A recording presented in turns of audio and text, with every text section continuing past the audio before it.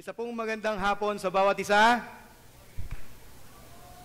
Iba-iba ang sagot, no? Good morning, good afternoon. Good afternoon, everyone! Praise the Lord! Maligayang Pasko sa bawat isa. And I can see smiling faces.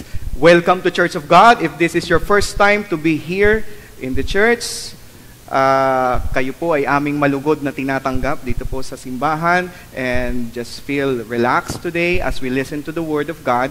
At nawa, pagkatapos po nito, ng service na ito, may we invite you dito po sa view deck, and someone will talk to you. Hayaan niyo po makilala namin kayo at makilala niyo rin po ito pong aming simbahan. Amen po ba yon? Pwede po bang palakpakan mo muna natin ang Panginoon?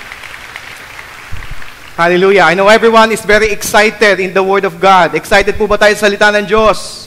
Hallelujah. Hayaan niyo po, simulan ko po ito sa isang experience. Alam niyo po, nung ako po ay bata, mahilig po akong mag-imagine, what if I have power? Ayan. Ano kaya kung ako ay mayroong kapangyarihan?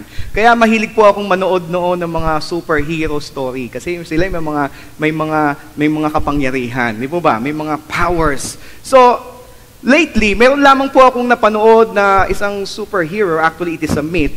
At the end of this, hayaan niyo pong pakita ko po itong short video at dito po tayo magsisimula. Remember the deeds you have performed, the labors you have accomplished. No! Stop it! Now, tell me, who are you?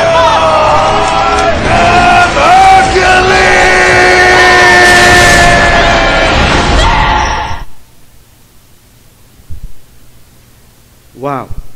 Paano ka kung may ganyan dito, no? Okay, dito po sa story nito, it is a myth, but Hercules, dito po sa story, he had power, pero for so long, hindi po niya ito nagagamit. Okay, kaya nung time na yon, nakikita niya, only on that time na ang kanyang mga kaibigan ay mamamatay, doon lamang niya na-realize, meron pala akong ganitong kapangyarihan. Okay. Church, if God has given you power, kung ang Panginoon nagbigay sa inyo ng kapangyarihan, ang tanong ay ito, ano ang gagawin mo? Will you either keep it or will you use it? Yan, ito po ang magandang tanong. Ito po ang ating pag-aaralan sa hapong ito. The title of our message for this afternoon will be, What shall I do with my power? The verse that we will be studying this afternoon will be coming from 1 Thessalonians chapter 1, verse 5 to 7. At habang hinahanap po natin yan sa ating po mga Biblia, let me invite you in a very short prayer. Father, we come to you in humility. Kami po ay nagpapakumbaba. Nais naming matuto sa hapong ito, Panginoon. Let your word speak to us. Let your word change us today, Lord God. As we listen to your word, open up our hearts and our minds, Lord God. At hayaan mo, namnamin namin, Panginoon, ang tamis ng iyong salita at ng iyong pagpapala. Salamat, Panginoon. We give you all the praises in Jesus' mighty name. Amen. Praise the Lord. Sige, palakpakan po natin ang Panginoon. So, sabay-sabay po natin. Okay, babasahin ko po para sa inyo. In 1 Thessalonians chapter 1, verse 5 to 7. For our gospel did not come to you in word only, but also in power, and in the Holy Spirit, and in much assurance, as you know what kind of men we were among you for your sake. And you became followers of us and of the Lord, having received the word in much affliction with joy of the Holy Spirit, so that you became examples to all in Macedonia and Achaia who believe. Ayan. Ito pong pag-uusapan natin, ito po ay sulat ni Pablo para po sa mga taga-Thessalonica, the Thessalonians. Sinulatan po niya ito at ang kanyang spirit, siya po ay galak na galak sa nangyari po sa Thessalonians. And let me give you a brief background. Ano po ba ang Thessalonica? Where is it located? Let me show you this map. Ito po ang mapa, okay? It is located in southern Greece in these times. Southern Greece po yan. Ito po ang Thessalonica. Yan. This is Thessalonica, and yung sinabi kong Macedonia, yan po yan. At ito rin po yung Achaia. Okay. All of it, it is southern Greece. Okay, southern Greece. So, church, please take note of these places kasi mamaya po ibabalik po natin dyan yun. No? Okay, ano po ba itong Thessalonica? It is a highway of trade. Ito po ay napakaliit na port lamang dito po sa lugar na ito in southern Greece. At ito po ay daanan ng mga barko, daanan ng kalakalan. Ayan. Marami po ditong nangangalakal, ibig sabihin, people from other nations, from other countries, and people from other culture gather in this place para po sila ay magkalakalan. Okay? Mag-trade. Ayan. Bentahan. Ibig sabihin, it is a progressive town. Ngayon po, ano po ang makikita natin dito? Different cultures, different religion, ayan, different lifestyle, iba't ibang klase ng kultura, and Paul found a small group of Jews. At meron pong mga Hudyo, meron pong synagogue doon at doon po siya nagsimulang nagturo. Ano po ang kanyang ituro? Ang salita ng Diyos. He taught, he preached the Word of God. So, titingnan po natin, the Thessalonians received something from Paul. At ano po ang kanilang ginawa dito? Okay? Hindi ko na po kayo paiisipin pa. When they received the Word, they also received the power. What happened to the Thessalonians according to Paul? Ito po ang ating pag-aaralan. Number 1, gospel came. Gospel came. Dumating ang salita ng Diyos sa mga taga-Thessalonica. In 1 Thessalonians chapter 1 verse 5, for our gospel did not come to you in word only, but also in power, and in the Holy Spirit, and in much assurance.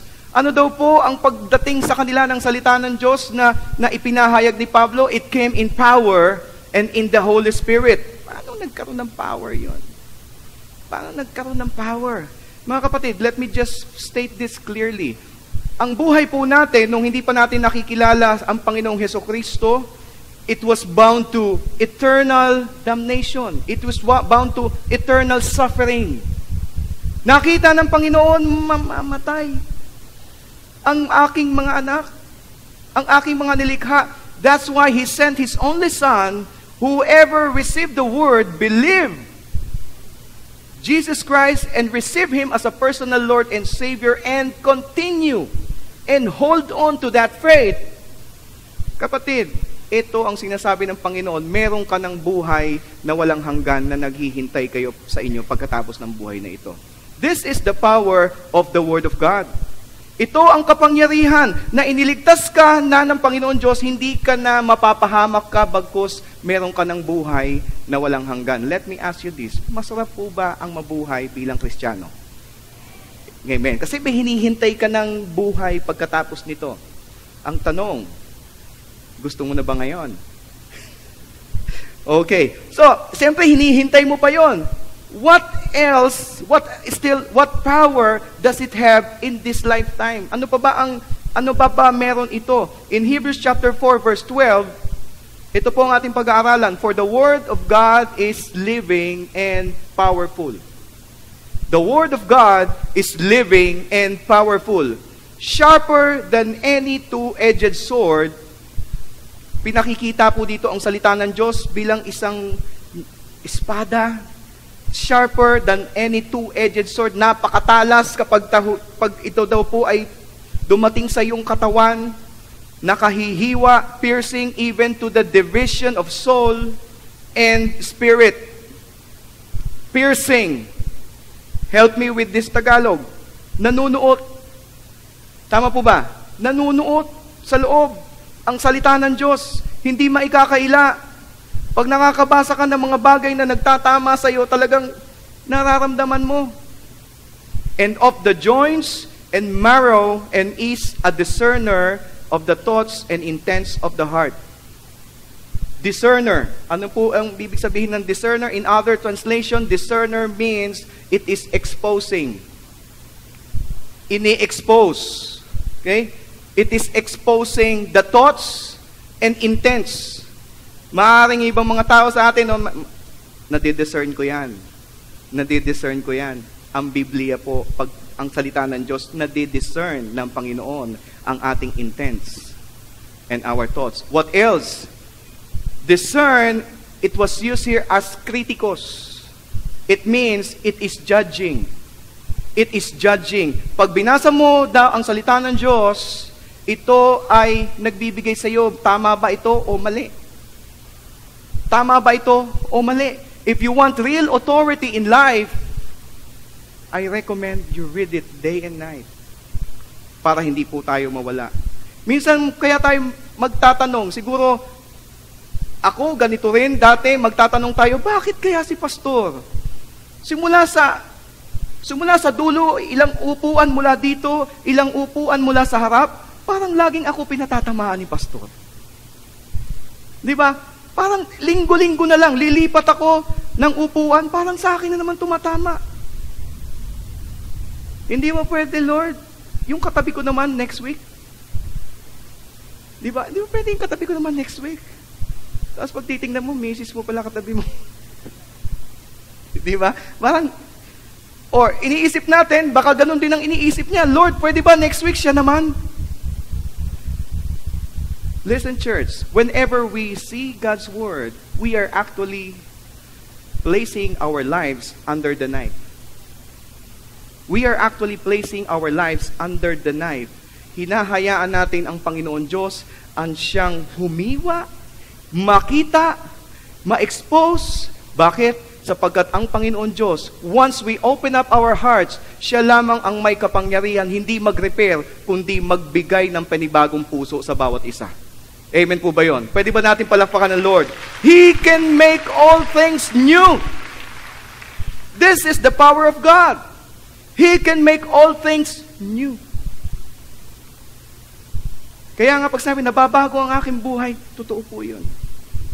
What else? It has power, it came in power and in the Holy Spirit. In 2 Timothy chapter 3 verse 16, it says, all scripture is given by inspiration of God and is profitable for doctrine, reproof, for correction, for instruction in righteousness.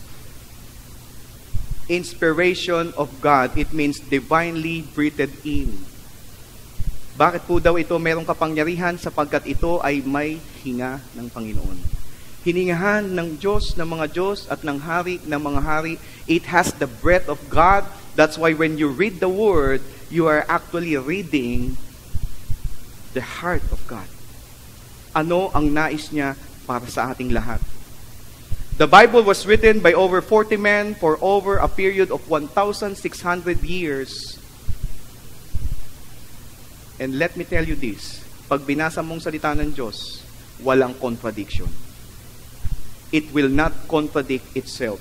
Sabi po ni Merrill Unger, even in these modern days, Merrill Unger said, siya po ang nagko-compile ng Bible Dictionary, Old Testament archaeology has rediscovered whole nations, resurrected important peoples, and in a most astonishing manner, filled in historical gaps na didiskubre hanggang sa ngayon ang katotohanan ng Biblia, adding immeasurably to the knowledge of biblical backgrounds.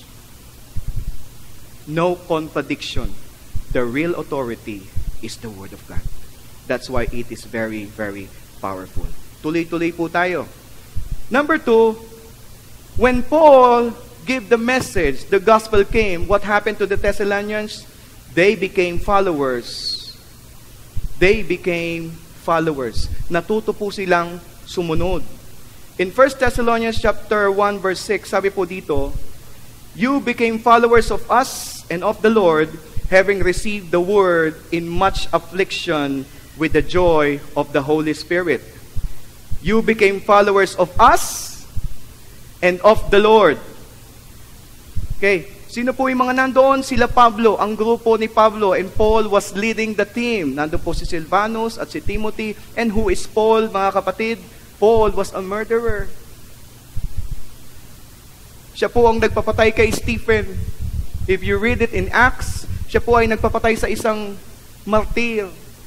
Habang siya po ay binabato hanggang sa mamatay, nandun po siya. He approved of it. He signed the death. And on his way to Damascus, he was on his way to arrest the believers of Jesus Christ. So kung titingnan po natin, ang mga Thessalonians, mababalitaan nila ang nangyari kay Pablo, tapos biglang darating si Pablo, sasabihin nila, paano kita paniniwalaan? Pinapapatay mo nga ang kagaya namin. Yung mga pinipreach mo, dati, yung mga sumusunod dyan sa tinuturo mo, pinapapatay mo nga, paano ka namin paniniwalaan? But they became followers. Ano po ang nangyari? Ako po'y naniniwala. Though Paul was a murderer, he did something wrong for the Lord, naniniwala po ako biglang nagbago ang kanyang pamumuhay on his way to Damascus and God changed his life. Nagkaroon siya ng proseso ng pagtalikod sa kasalanan at ngayon ang kanya pong pinamumuhay ay ang buhay ayon sa salita ng Diyos. Kung iisipin po natin, talagang mahirap. Alam po ba? Okay. Because for the Thessalonians to believe him, Paul must practice what he preached. Amen po ba yun? Paul must practice what he preached. Maingat po niyang ipamumuhay ang kanyang binagong buhay. Kasi nakatingin ang mga taga-Thessalonians. And he exercised what he has learned. Yung kanya pong inaaral, kanya rin pong ipinamumuhay at kanya rin pong itinuturo. Ibang klaseng kapangyarihan ang salita ng Diyos kapag ito ay nasimulan mo ng ipamuhay, kapatid. Bakit? Maingat ka ring iniingatan ng Panginoon Diyos. Why? Bakit po kailangan ganun? Ikaw ang binago, maingat mo itong pinakikita sa mga nakararami because you cannot give what you do not have. Marahil ituturo mo, magbago ka na. Kumusta buhay mo? May gaganon Hindi po ba? You cannot give what you do not have. Minsan may mga counseling po sa mga magulang, ano bang gagawin ko sa anak ko? Sometimes in the dedication, ituturo po namin sa mga tatay, kung gusto mo pong turuan ng iyong anak na lumangoy, kailangan marunong kang lumangoy. Tama po ba? In order for your child to learn how to swim, kailangan marunong kang lumangoy. Kaya yung anak ko, pinuturuan ko sa iba Hindi po ba? Hindi ko alam. Pero pagdating naman po sa basketball, ako walang katapat. Wala na po akong katapat. Wala nang gustong tumapat. Kasi laging talo. Wala Kaya pinaturuan ko na rin yung panganay kong anak mag-basketball sa iba. Wala Pag hindi mo alam, hindi mo pwedeng ituro. Kaya nga iniisip ko, ano ba pwede kong ituro sa aking anak? Sinubukan ko ngayon to. Ayan. Baka may career, hindi po ba? What is my point? Pakitanggal na yung picture. What is my point? You cannot give what you do not have. Para ikaw ay makapagturo, kailangan meron ka. At marahil dito po sa simbahan, alam niyo po, marahil you were here, kaya ka naririto kasi meron ka rin mga tinitingnan. O nga, ito, binagong buhay ito. Kaya ako nananatili dito sa iglesia. Let me give you a survey in Christianity Today, dated May 14. There is a survey ginawa po sa Amerika. Ano daw po ang mga nagpapanatili sa mga kabataan dito sa simbahan? In-interview po nila ang mga kabataan at ito po ang lumabas sa top 4. I will just give only 2 and I want us to reflect on this. Survey of reasons why teenagers stayed in the church. Teenagers from 14 to 18. Number 1, my parents were still married to each other and both attended the church. Kasama po yan sa top 2. My parents were still married to each other and both of them attended the church. Kaya ang kabataan namamalagi sa simbahan hanggang sa tumanda. Namana, nakita sa magulang. Next is, at least one adult from the church, made a significant investment in me personally and spiritually. Meron silang tiningnan. Marahil ito ay manggagawa ng simbahan, leader ng simbahan, or any person na nag-akay sa kanila sa simbahan. Kaya ako nananatili sa simbahan. Nakikita ko kasi siya. These are some things na maaaring hindi natin mapipigilan. Marahil ang Thessalonians, they were looking at Paul. Tinitingnan nila, hindi bumabagsak si Paul. Nagtatagumpay si Paul, even in his struggles. Nagtatagumpay, nananatili siyang nakatayo, pinaninindigan ang salita ng Diyos. Kaya nga naman, sinabi niya dito sa verse 6, and you become followers of us and of the Lord, having received the word in much affliction. What is the meaning of it? In much affliction, in spite of suffering and persecution. They were then persecuted kasi nga iba-iba ang relihiyon, pero ngayon umaayos na sila. Hindi kami bibitaw sa pananampalatayang ito kasi nakikita namin in spite of persecution, ito pa rin ang tama. Kasi may nakikita ako, umaayos eh. When we obey the Lord, obey its power. Kapatid, dito mo maiintindihan, while you are obeying God, God is favoring your obedience. Bakit? Sabi ni Tito, with the joy of the Holy Spirit. Nandyan ang banal na spirito na siyang nagbibigay sa iyo ng kagalakan at kapayapaan habang ikaw ay sumusunod sa Panginoon. Sabi nga sa Bible, the joy of the Lord is my... Paano ka pa manghihina? Then, ang mga taga-Thessalonians, they were living to the maximum. They reached their potentials and finally, their lives became significant. Kasi natuto na silang sumunod. They are not actually imitating Paul. Maybe at first they were imitating Paul, but they were actually imitating God. Ang Diyos na po ang kanilang sinusunod na mga pagkakataong iyon. No matter what happened, kasi Paul, idinirekta mo kami sa Panginoon Diyos, sinusunod na namin ng Diyos in spite of suffering. Susunod kami sa Panginoon Diyos. What did they do? They turned from sin into worshiping the living God. And number 3, they became examples to Macedonia and Achaia. Ito po ang extent ng kayang marating ng kapangyarihan ng salita ng Diyos. Let me repeat it once again. The extent to the max na pwedeng gawin ng salita ng Diyos. They became examples to Macedonia and Achaia. In 1 Thessalonians chapter 1 verse 7 it says, so that you became examples to all in Macedonia and Achaia who believe. Sila daw po ay naging mga mabubuting halimbawa. Saan? Doon sa Macedonia and Achaia. Kapatid, yung kanilang buhay na noon maaaring ginaya lamang kay Pablo, ngayon kanina lang pong tinayuan. Hindi lamang po sila ang nakinabang, kundi may mga nakatingin na rin mga ibang tao sa kanila. Ito po ay tiningnan ng ibang tao, kaya nga naman nakarating ang magandang balita doon sa Macedonia, doon din sa Achaia. And they started to live with an impact. They started to live with significance. Marahil mga kamag-anak nila nandun, kumalat ang balita doon, uy, nagbago mga taga-Thessalonica. Marahil kanilang mga kaibigan naririto, mga trade partners po nila doon sa Achaia, uy, nagbago ang taga-Thessalonica, aayos na ako. Their lives became a crossroad.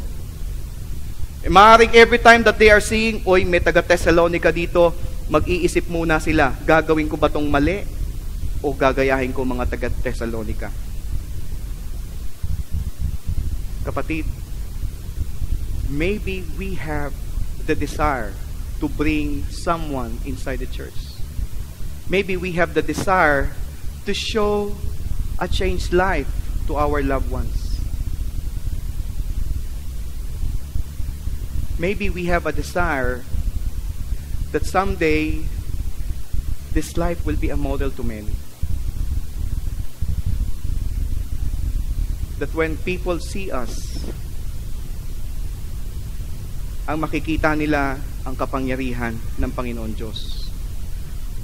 At ano pa daw po ang naging extent ng kapangyarihan ng salita ng Diyos? In 1 Thessalonians chapter 1 verse 8, "For from you the word of the Lord has sounded forth." It has sounded forth, not only in Macedonia and Achaia, but also in every place. Your faith toward God has gone out so that we do not need to say anything. Ito po ang pinakamaganda na mangyayari sa buhay ng isang binagong Kristiyano. For the Thessalonians, this is what happened. The word of the Lord, bumabalik pa rin sa salita ng Diyos eh. The word of the Lord, siyang humiwa sa buhay mo. Siyang pumasok sa puso mo.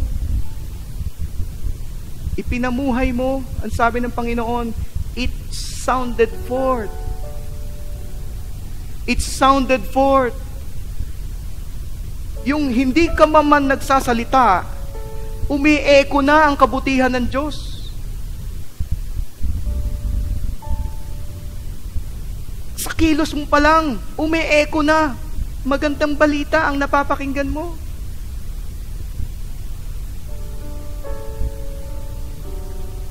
Are you desiring this kind of life? In your workplace? Kapag tayo ba inaaya sa isang bagay, mas papaalala sa iyo ng Lord, Kristiyano ka eh. Baka meron pa magsasabi, ito, na-born again. Maybe you are experiencing this, na-born again. Umalayo na sa atin. Ayaw na sa bisyo. Hintayin natin ilang buwan, babalik din yan.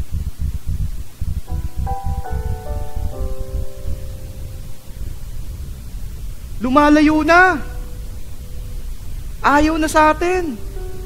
Hintayin natin, babalik din yan. Gagawa na rin yan ang mali. But when we stand firm in the Word of God, kapatid, ito ang mangyayari. Just like what happened in Thessalonians, the Word of the Lord will sound forth. Umi-echo, nag-e-emit, nagra-radiate, because the Word of God really is powerful.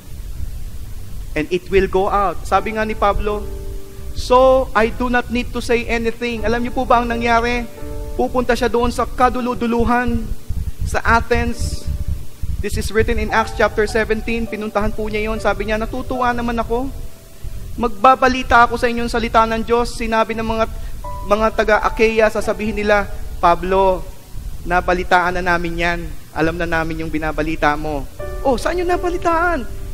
Nabalitaan namin doon sa mga taga-Thessalonica.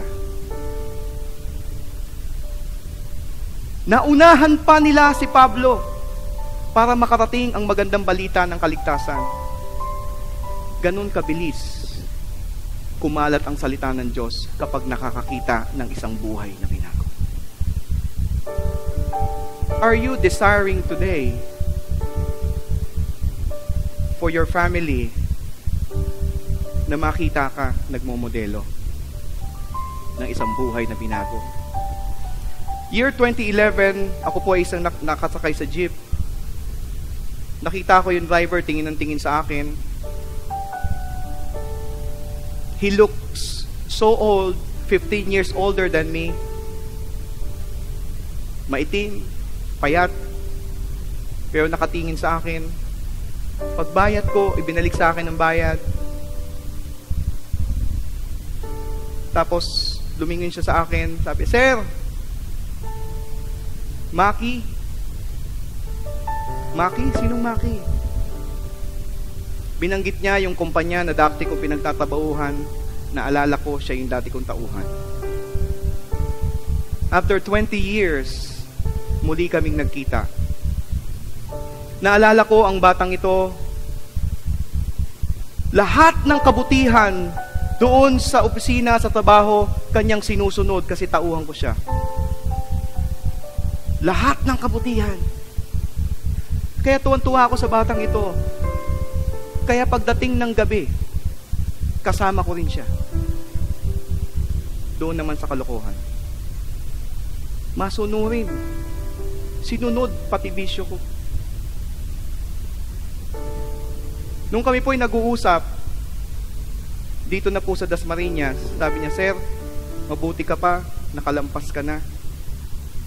Ako, nandito pa ako sa kasalanan, nandito pa ako sa bisyo ko.